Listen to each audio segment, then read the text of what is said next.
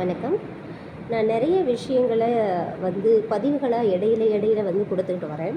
அதில் plus minus நிறைய இருக்கும்.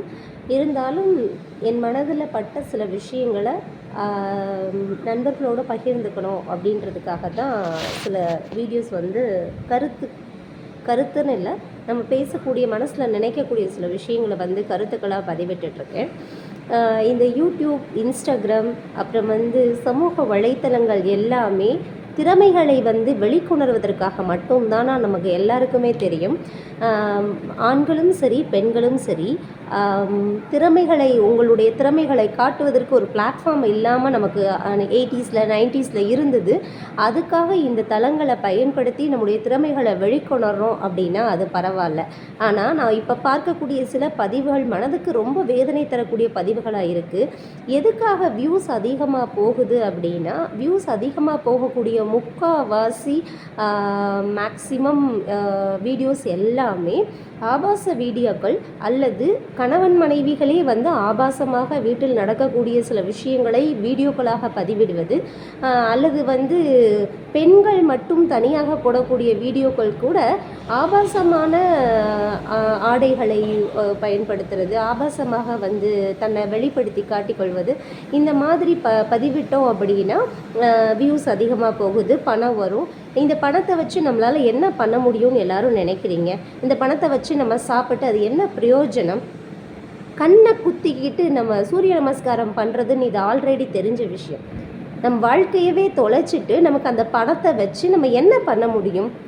இது எல்லாருக்குமே தெரியுது. ஆனால் அந்த மாதிரியான வலைத்தளங்களை பயன்படுத்தி அந்த மாதிரியான வீடியோஸாக தேடி தேடி கண்டுபிடிச்சி அதற்கு ஆதரவு கொடுக்குறீங்க.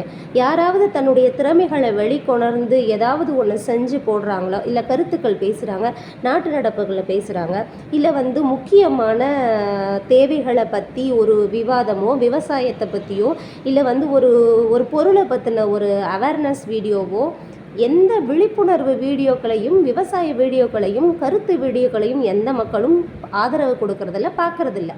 ஆனால் பெண்கள் வெளியிடக்கூடிய ஆபாசமான வீடியோக்களையும், கணவன் மனைவியுமே 2 பேரும் இணைந்து அதை வீட்டுக்குள் போட வேண்டிய சில விஷயங்களை வீடியோக்களை போடுறாங்க அப்படின்னா, அந்த வீடியோக்களுக்கு மில்லியன் அடிக்குது, வியூஸ் போய்கிட்டே இருக்குது.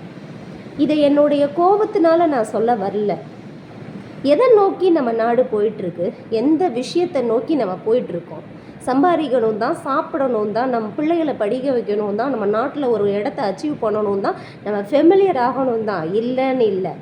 ஆனால் ஒழுக்கம் என்பது நம்ம நாட்டுக்கே உண்டான ஒரு மிகப்பெரிய விஷயம்.